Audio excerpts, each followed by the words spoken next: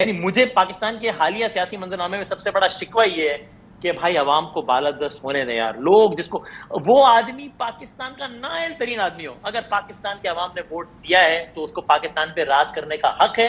پاکستان کے عوام بیوقوف نہیں ہے, ان کو ایک طرف تجربہ ہوگا, وہ اس کو ووٹ آؤٹ کر دیں گے, وہ جوتے ماریں گے ووٹ کے ذریعے اخلاقیات کے حدود میں رہتے ہوئے, اور اس کے اقتدار سے باہر نکالیں گے اور سبق سکھائیں گے کہ دیکھو ہم سے اگر ووٹ چاہیے تو اس کی یہ قیمت ہے کہ پرفارم بھی کرو, گورن بھی کرو.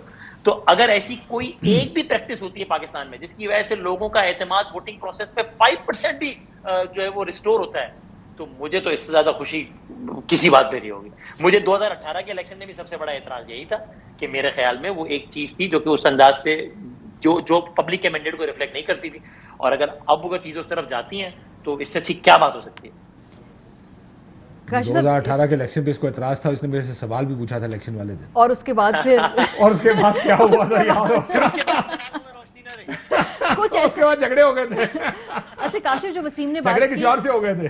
اسی بات کو میں تھوڑا سا آگے لے کے جاؤں گی. ہم لوگ بہت سارے جو ہے نا ایک بہت اہم فیکٹر مس کر دیتے ہیں. پاکستان کی جو 2/3 ووٹر اب اگلے الیکشن سائیکل میں ووٹ کرے گا, اس کی عمر 35 سال سے کم ہے. یہ میں نہیں کہہ رہی, یہ بیورو آف اسٹیٹسٹکس سے یہ بات سامنے آئی. اور پہلی مرتبہ ہم نہیں, آپ ہیں اس میں 35 سال سے کم میں بتا سوچ لیں آپ.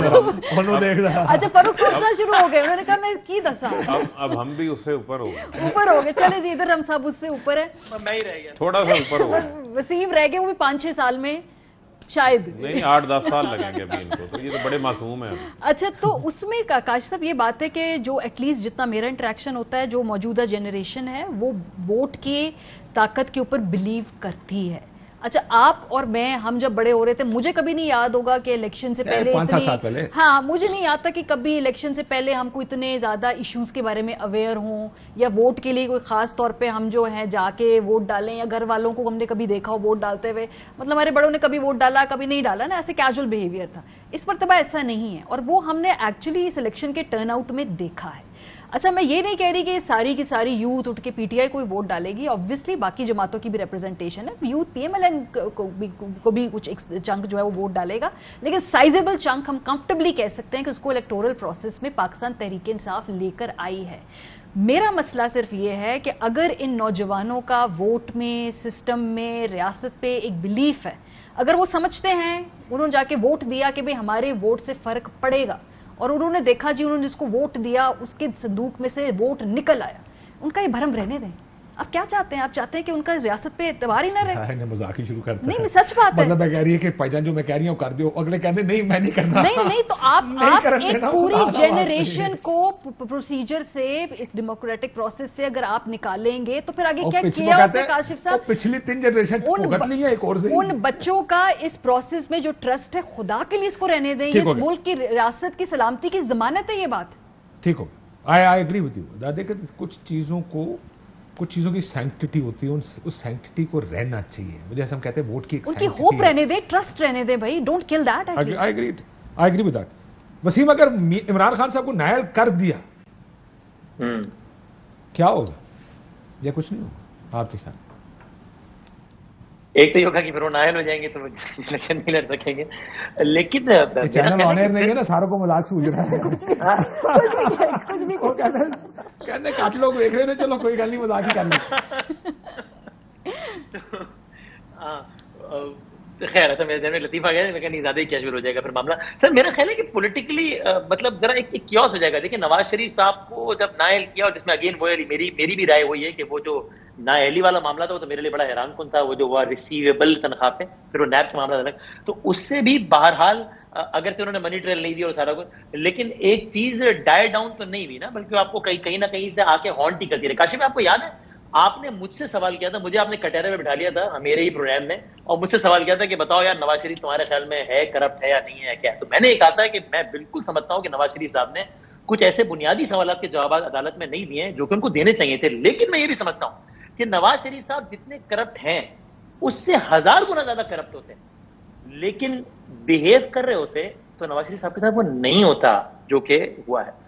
تو جب تک یہ تاثر رہے گا نا کہ بھائی کسی کے پیچھے کاروائی کا مقصد یہ نہیں ہے کہ وہ کرپٹ ہے یا مسئلہ ہے, بلکہ مقصد کچھ اور ہے, تب تک آپ پولیٹیکل اینٹیٹیز کو صرف ایک پانی فراہم کرتے رہیں گے، ان کو آپ مزید وکٹم بناتے رہیں گے اور مزید جلا بخشتے رہیں گے. تو یہ تاثر ختم ہونا چاہیے کہ بھائی اب یہ کارڈ بچا کے رکھ لو. ہاں لیکن اس میں میں آپ کو ایک ٹیکنیکل بات میں بھی کہنا چاہتا ہوں وسیم. کچھ کیسز ایسے ہوتے ہیں جس کو دیکھ کر آپ کہتے ہیں کہ یہ پولیٹیکل وکٹمائزیشن ہے، جس کو سیاسی انتقام کہا جاتا ہے کہ جناب اب ضرورت پڑ گئی تو ان کو فارغ کر دیا گیا. لیکن کیا یہ سیاستدان کی ذمہ داری نہیں ہے کہ اس کے پاس ایک منی ٹریل ہو کہ میں نے یہ چیزیں کیسے کی؟ کیا یہ ذمہ داری ان کی نہیں ہے کہ میرا بیٹا 99 سے کرائے کی بات کر رہا ہے، میری بیٹی 2012 میں کہہ رہی ہے ہماری کوئی پراپرٹیز نہیں ہے، میرا بھتیجا کہہ رہا ہے کون سے میفر اپارٹمنٹ لائیں دکھائیں ثابت کریں، اور سڈنلی 2-3 سال بعد وہ نکل آتے ہیں اور اس کے بعد وہ کہتے ہیں جناب اب جو ہم جواب دیں گے نا وہ آپ کو ماننا پڑے گا. نو، وہ نہیں مانا جا سکتا. آپ کو پھر بھی چاہے کوئی کچھ بھی کر رہا ہو، آپ کے کاغذ تو صاف ہونے چاہیے یار.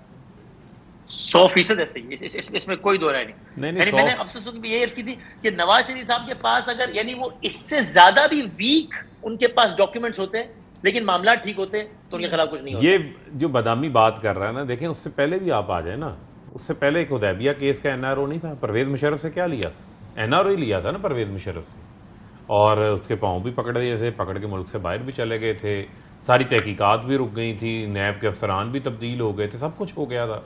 تو یہ چیزیں پھر اس طریقے سے میں نے جو وسیم بات کر رہا تھا، اصل چیز تو یہ ہے کہ کرپشن کو پھر کرپشن سمجھنا ہے، برائی کو پھر برائی آپ نے سمجھنا ہے، پھر اس کو قانون کو ہینڈل کرنا ہے. لیکن ہماری چیز کو پولیٹیکل لیتے نا، ہماری ہر چیز کا سپن سیاسی ہے. میں یہی تو کہہ رہا ہوں کہ اگر آپ اس پروسیس کو چلنے دیں، آج دیکھیں، آج اگر آپ اس پروسیس کو نہیں چلنے دیں گے، اس پروسیس کو اگر آپ روک دیں گے تو مجھے بتائیں کہ چیزیں چل سکتی ہیں. اور اگر مجھے آپ یہ بتائیں پاناما کے معاملے کے اوپر اگر عمران خان جو ہے اس کو فالو نہ کرتے اور عمران خان جو ہے اس کے پیچھے نہ ہوتے تو مجھے آپ یہ بتائیں کیا وہ منطقی انجام تک جو ہے وہ پہنچ جاتا؟ نہ پہنچ پاتا. اسی طرح میں یہ کہہ رہا ہوں آزاد میڈیا کی یہ جو چینلز کے اوپر پابندیاں لگائی جا رہی ہیں، میں جتنی مرضی بات کرتا رہوں، اگر میری بات جو ہے وہ عوام تک پہنچ ہی نہیں پا رہی تو میں عوام کو موبلائز کیسے کروں گا؟ عوام کو کنونس کیسے کروں گا؟ عوام کو شعور کیسے فراہم کروں گا؟ کیسے وہ میرے ساتھ آ کے کھڑے ہوں گے؟ کیسے وہ مجھے انتخابات کے اندر آ کر جو ہے وہ منتخب کریں گے؟ جو کچھ ابھی کیا جا رہا ہے یہ سارا انٹر لنکڈ ہے، یہ سارا کنیکٹڈ ہے، یہ اسی سازش کے ڈاٹس ہیں کہ وہ صحافی جو کہ آزادانہ طور کے اوپر بات کر رہے ہیں، عوام کی ترجمانی کر رہے ہیں، ان کی آواز بند کر دو، کسی کو گرفتار کر لو، کسی کو دبا دو، کسی کو جو ہے وہ FIRs کے نیچے ڈرا دو، کسی چینل کے اوپر پابندی لگا دو. یہ وہی تمام چیزیں جو ہیں وہ کی جا رہی ہیں. میں سمجھتا ہوں کہ یہ پھر آپ اس طرف چیزوں کو لے کر جا رہے ہیں جس سے پھر پاکستان کے اندر یہ بحران ختم نہیں ہوگا، اس بحران میں مزید اضافہ ہوگا. کیا ہم اس کے متحمل ہو سکتے ہیں؟ نہیں ہو سکتے. ہماری معیشت متحمل ہو سکتی ہے؟